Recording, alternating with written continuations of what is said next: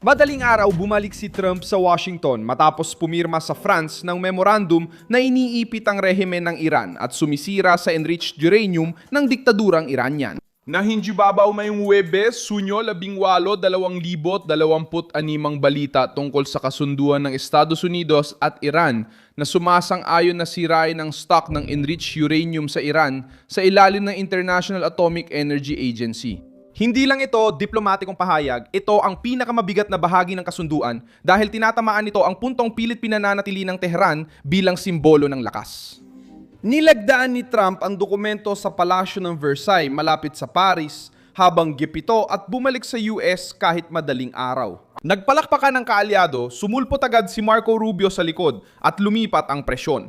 Ang rehimeng Iranian ay dapat ipaliwanag kung paano nila winawasak ang nuclear material, hinihintong programa at iniiwasan ang sensitibong lugar nang walang nagiging bagong tugon.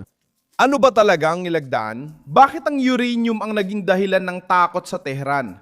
Paano napilit ni Trump ang diktadurang Iranian na tanggapin ang bagay na sinabi nilang hinding-hindi nila tatanggapin? Ikukwento ko sa iyo lahat ng yan. Kung gusto mo ng ganitong klaseng diretsong content na walang paligoy-ligoy, mag-subscribe ka na dahil araw-araw may ganitong video dito. Nilagdaan ang kasunduan sa G7 Summit sa Pransya matapos ang ilang araw ng pressure, paghihingi ng detalye at pagtatalo kung anong tinanggap o hindi ng Iran. Kinumpirma ng White House ang pagpirma ng memorandum na iniulat ng internasyonal na media na layuning tapusin ang digmaan ng Estados Unidos at Iran. Buksan muli ang paglalayag sa kipot ng Hormuz. At simulan ang 60 araw na yugto para sa mas malalim na negosasyon tungkol sa programang nuklear ng Iran. Nasa puso ng kasunduan ang pinakamahalaga. Nanghako ang Iran na hindi magde-develop ng mga sandatang nuklear at isasailalim ang kanilang stock ng enriched uranium sa proseso ng pagsira sa pamamagitan ng pag-dilute nito sa mismong lugar sa ilalim ng internasyonal na supervision. Diyan pumapasok ang politikal na pagkataranta sa Teheran. Ilang taon ginamit ng rehimen ng Iran ang issue ng nuklear bilang panangga, banta at pangtawaran sa negosasyon. Ayon sa bersyon ng mga autoridad ng Amerika, hindi sapat ang pagpirma lang sa papel at paghingi ng ginhawang pang-ekonomiya. Ang pagtanggal ng mga parusa ay nakasalalay sa pagsunod ng Iran sa usaping nuklear. Kung hindi sila susunod, wala silang gantimpala. Kung susubukan nilang magpalusot, babalik ang presyon. Kapag lalapit sila sa mga sensitibong lugar na labas sa napagkasunduan, malino na sinabi ni Trump na posibleng mabigat ang tugon. Tinawag ni Trump ang kasunduan na tagumpay dahil nililimitahan nito ang programang nuklear sa kasalukuyang kalagayan nito. Pinatibay pa ito ng pahayag na kumalat sa mga kaalyado.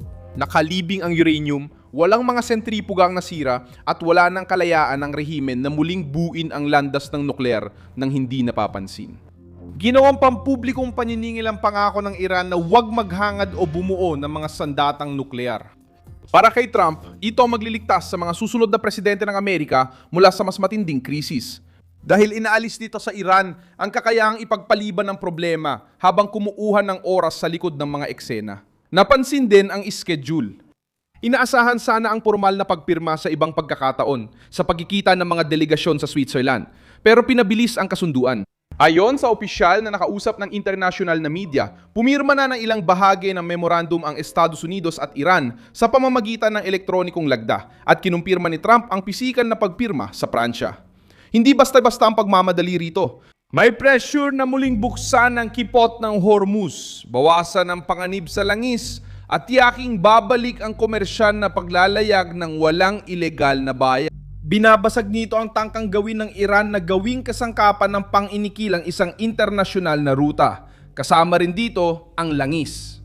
Pinapayagan ng kasunduan na muling makapagbenta ng langis ang Iran, pero may dalawang epekto ito na direktang mahalaga kay Trump.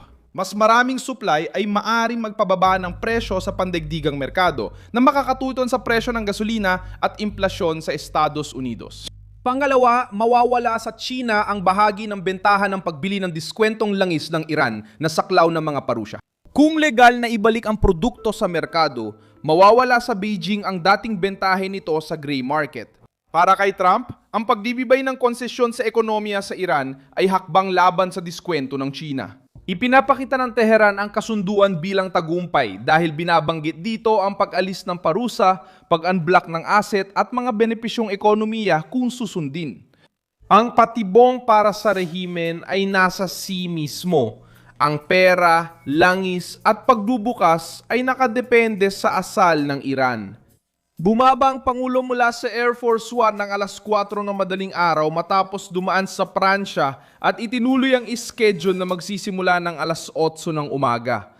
Habang may mga kritiko na nagdududa sa kanyang sigla, lumitaw si Trump nagbalik mula sa mabigat na negosasyon. May kasunduang nilagdaan, international na krisis sa gitna ng usapan at itinuloy ang schedule sa White House makalipas lamang ng ilang oras. Naging tampok si Marco Rubio dahil siya ang nasa gitna ng larawan ng pagpirma at kailangan na yun ng diplomasya ng Amerika na gawing konkretong pagpapatupad ang memorandum. Hindi natatapos ang gawain sa larawan lang. Kailangang idetalye ng 60 araw na negosasyon kung paano magiging ang kabuuan. Paano ilalabnawin ang uranium? Alin ang magdudulot ng benepisyong pang-ekonomiya at alin ang magbabalik ng parusa sa rehimen?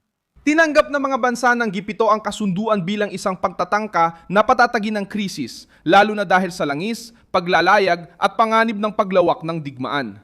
Mahalaga ang pagbubukas ng Hormuz para sa lahat, ngunit nakasalalay kay Trump ang tagumpay niya sa politika kung maililihis niya ang usapan patungo sa konkretong paniningil. Hindi pwedeng magkaroon ng bombang nuklear ang Iran, gumamit ng kipot bilang paniningil sa digmaan, o magbenta ng walang saysay na pangako kapalit ng otomatikong ginhawa. Sensitibo ang papel ng Israel sa usaping ito dahil hindi ito direktang kasali sa negosasyon at patuloy ang pag-aalala nito sa mga milisyang suportado ng Iran, lalo na sa Lebanon. Pinuna pa ni Trump ang tono ni Benjamin Netanyahu tungkol sa mga aksyon sa Lebanon at hiniling na maging mas kontrolado ang paghawak dito.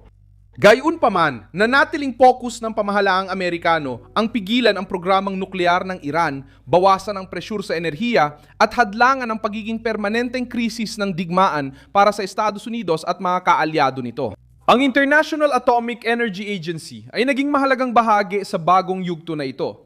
Ang international na supervision ay hindi lang technical. Ito ay ginagamit para pigilan ng Tehran sa pagtatago ng kanilang ginagawa.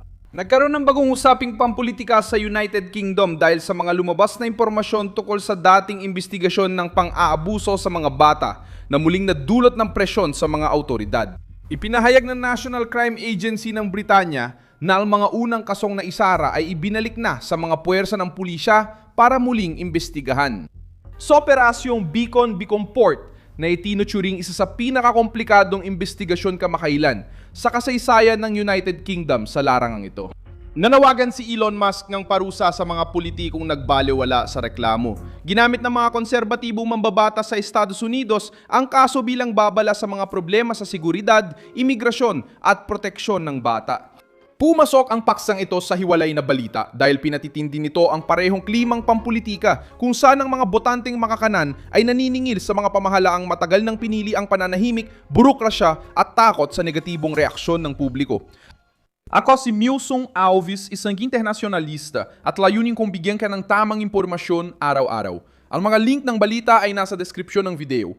I-like ang video, mag-subscribe sa channel at basahin ang mga komento para mas maging aktibo sa komunidad ni Milson Alves.